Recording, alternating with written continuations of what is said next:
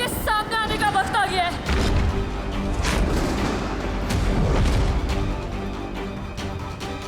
सबको पता चलने दीजिए कि इतने समय से इस राजमहल में क्या राज छुपा हुआ था।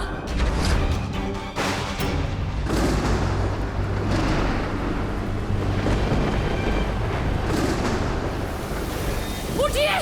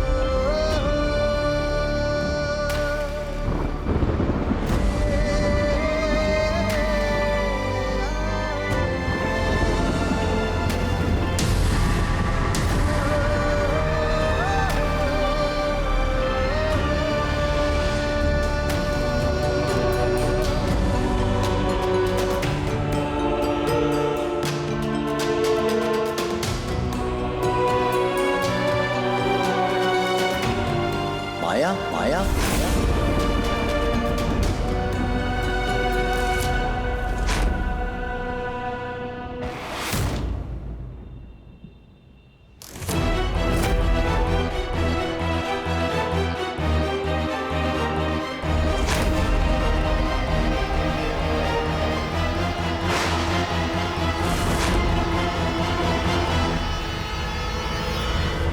दक्ष दक्ष तुम ठीक तो हो?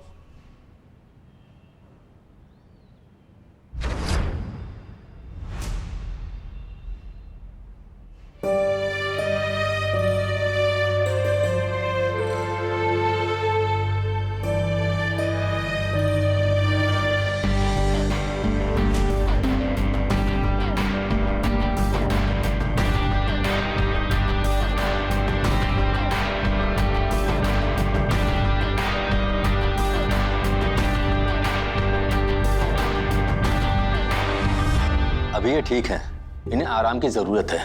इनके होश आने के बाद इनका फुल बॉडी चेकअप करना पड़ेगा। हाँ, लेकिन डॉक्टर साहब आप जानते हैं ना कि हम दक्ष के बारे में किसी को बता नहीं सकते।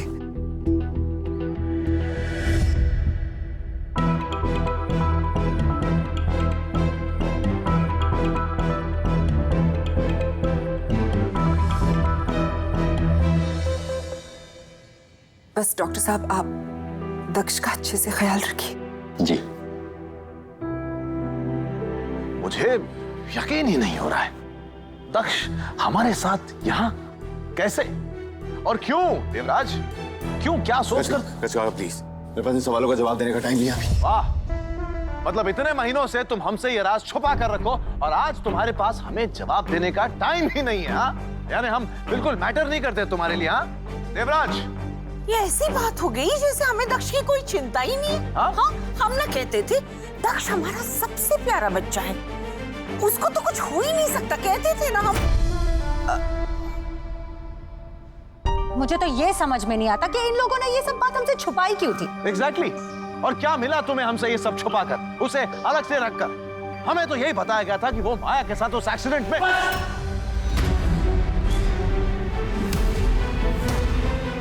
मैंने कहा ना, मेरे पास इन सवालों का जवाब देने का टाइम नहीं है। कृष्णा को ढूंढना। देव भाई, हमें उस हिंदी डिक्शनरी से कोई लेना देना नहीं है। आप गज काके के सवालों का जवाब दीजिए, उसके बाद आप सबके सवालों का जवाब हम देंगे।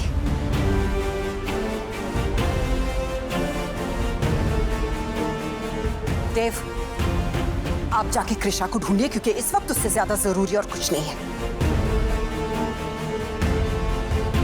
देव भाई, कृषा भाभी पे जो एंगल मॉनिटर लगा है उससे उनकी लोकेशन तुरंत पता चल जाएगी। ओह या, थैंक्स आरफ।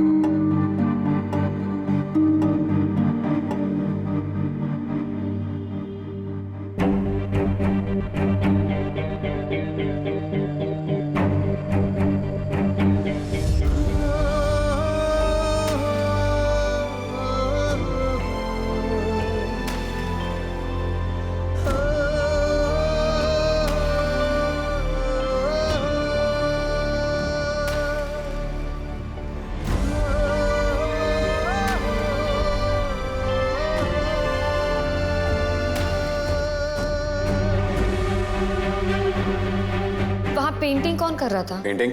ऊपर कोई पेंटिंग कर रहा होगा तभी आपके हाथ में ये गीला पेंट लगा है ना।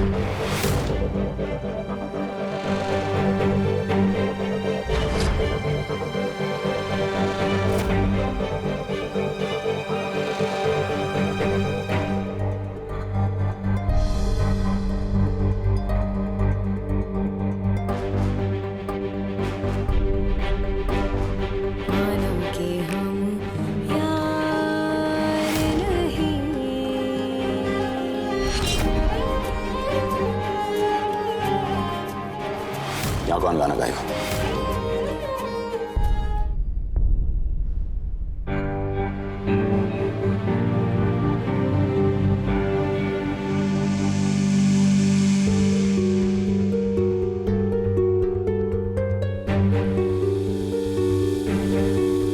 ऊपर कोई है क्या? जी नहीं, ऊपर कोई नहीं है।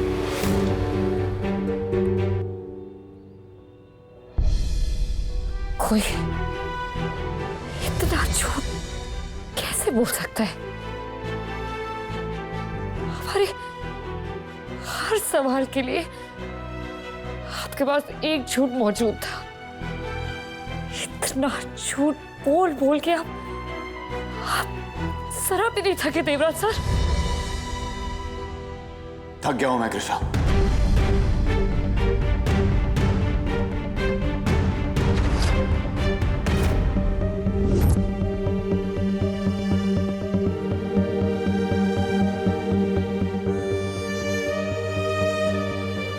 बहुत थक चुका हूं।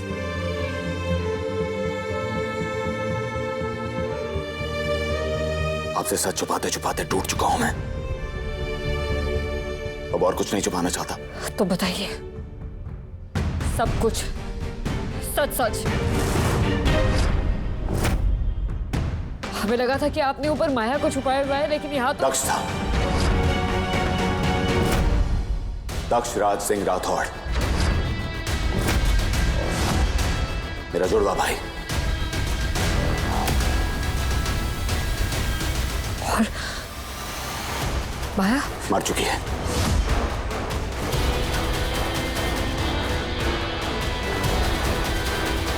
दक्ष का यही कहना है कि माया को उसने मारा है।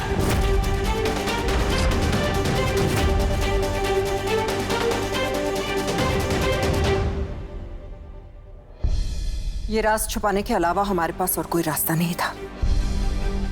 वो कहते हैं ना, किसी को गलत समझने से पहले उसके हालात को समझना जरूरी है। हमारे हालात ही कुछ ऐसे थे कि हम इस तरह से मजबूर थे कि सामने कोई और रास्ता था ही नहीं। आप लोग सब देव और दक्ष के रिश्ते को जानते ही। दक्ष को लेके देव कितने ज्यादा प्रोटेक्टिव है। उन्हें बचाने के लिए वो किसी हद तक भी जा सकते हैं, कुछ भी कर सकते हैं। 6 महीने पहले जो कुछ भी हुआ था वो सब तो आप लोग अच्छी तरह से जानते ही हैं। लेकिन हमें सच जानना है जयलक्ष्मी, सच। क्योंकि आज जो हमें यहाँ दिखाया जा रहा है वो उस 6 महीने पुराने सच से बहुत अलग है। हमने आखिरी बार दक्ष को 6 महीने पहले देखा था और माया को भी। और मुझे याद है मैंने आखिरी बार माया भाभी और दक्ष भाई को एक साथ कार से बाहर जाते हुए देखा था। माया को आपके भाई ने मारा है? मैंने ऐसा नहीं कहा। मैंने कहा कि दक्ष को लगता है कि उसने माया को मारा है। लेकिन क्यों? अभी ये समझ नहीं आ रहा, अगर आपका भाई कह रहा है तो आप लोग उसकी बात का विश्वास क्यों नहीं कर रहे? तो आपको ये जानने और समझने के लिए मेरे और दक्ष के रिश्ते को समझना होगा। हमारी जिंदगी को अच्छी तरह से जानना होगा। हमारी जिंदगी में क्या हुआ, क्यों हुआ, मैं उसकी जिम्मेदारी क्यों निभा रहा हूं, ये सब आपको जानना और समझना होगा।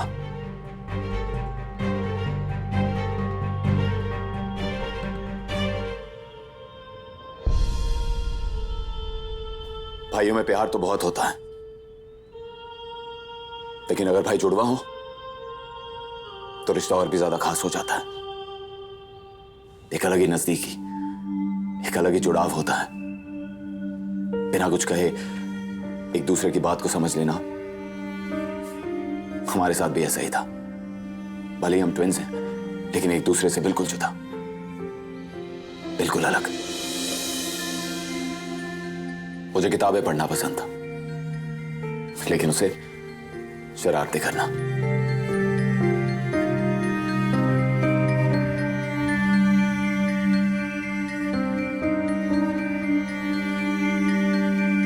लेकिन जितना शरारती था उतना ही टैलेंटेड भी। सिंगिंग, पेंटिंग, इन दोनों ही चीजों का बहुत शौक था उसे। इनफैक्ट लोगों की नकल भी उतारता था, और सबसे ज्यादा मेरी। हम डैड तो पहचान ही नहीं पाते थे कि ये दक्ष है देवराज।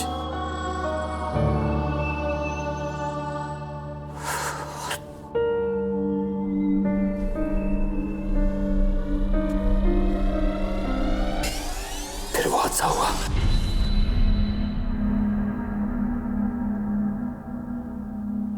हादसा? मैं 11 साल का था।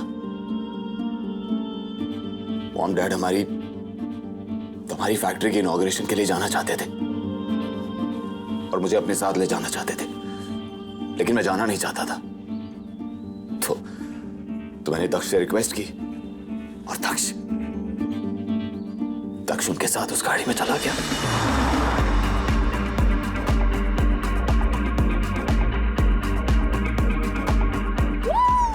देवराज, ठीक से बैठिए। अब दक्ष के जैसे शरारत क्यों कर रहे हैं?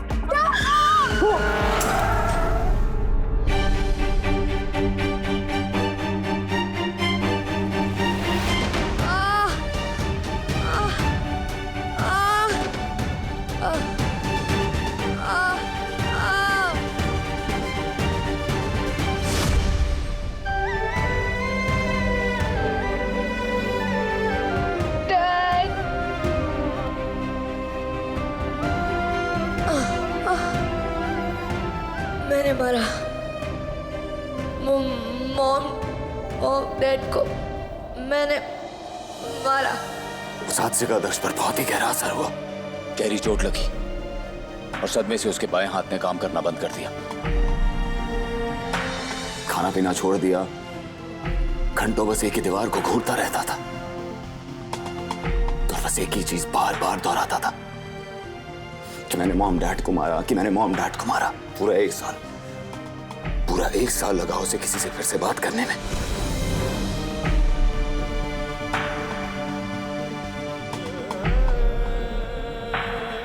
जो हादसा मेरी किस्मत में लिखा था वो मैंने दक्ष की किस्मत में लिख दिया। उस दिन के बाद एक ऐसा दिन नहीं था जब मैंने खुद को कोसा ना हो, इस बात का गिल्ट फील किया हो।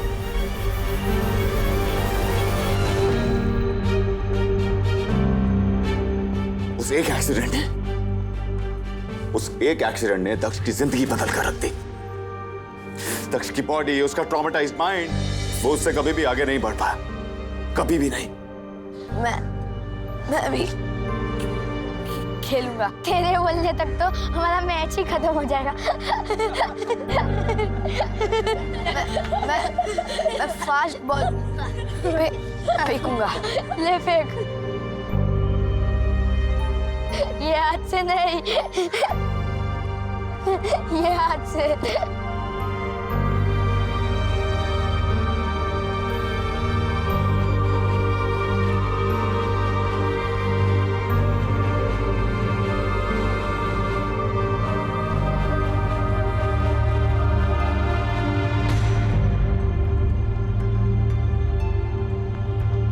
और इस सब के लिए मैं जिम्मेदार हूं। दक्ष की ऐसी कंडीशन को देखकर स्कूल वालों ने भी कहा कि उसे स्कूल से निकालकर घर पर ही पढ़ाया जाए, और हमें भी उनकी बात माननी पड़ी। तो फिर वो दिन था और आज का दिन उसकी जिंदगी इसी महल में कैद होकर रह गई। कम ऑन दक्ष, जोर से पढ़ो, इससे आपकी स्टैमरिंग प्रॉब्लम कम होगी। कंटिन्यू। मैं तो अपनी लाइफ में आगे बढ़ गया, लेकिन दक्ष, उसकी लाइफ वहीं थम कर रह गई। और उसके बाद मैंने कसम खा ली कि मैं अपनी पूरी जिंदगी दक्ष के नाम कर दूंगा।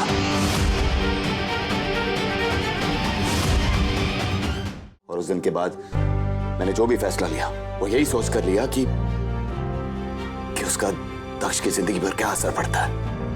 और मैंने इस बात का भी पूरा ख्याल रखा कि उसे किसी बात की तकलीफ ना हो, उसे किसी बात का स्ट्रेस ना हो।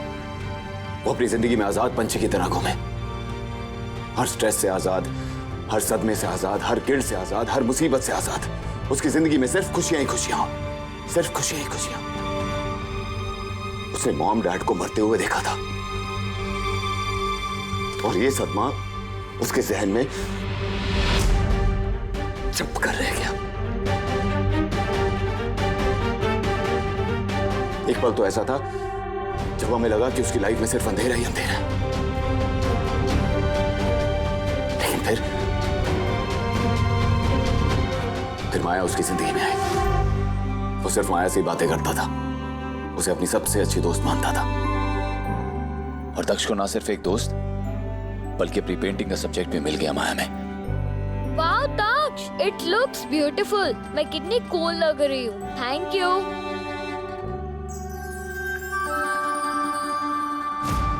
माया दक्ष की भी दोस्त थी।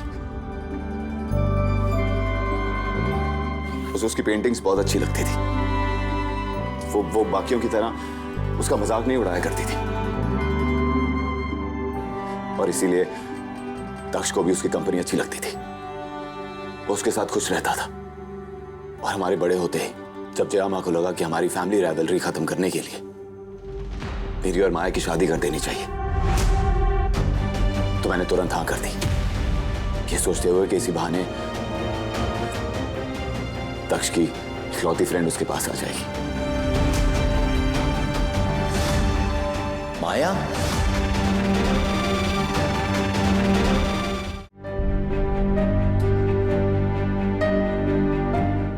क्या माया की मदद से दक्ष के हालात में कोई सुधार आया? नहीं, उसकी फिजिकल कंडीशन तो इंप्रूव नहीं हुई, लेकिन हाँ, वो फिर से मुस्कुराने लगा था। क्या बता, अगर माया इस वक्त होती तो दक्ष की कंडीशन और ज्यादा इंप्रूव हो सकती थी। Nice change. माया, थोड़ा माइक यहां रखो। एक चीज जो मैं नहीं चाहता था कि दक्ष दोबारा फेस करे, वो था किसी करीबी को मरते हुए देखना। लेकिन शायद वक्त को कुछ और ही मंजूर था, इसलिए उसकी आंखों के सामने माया की मौत हुई।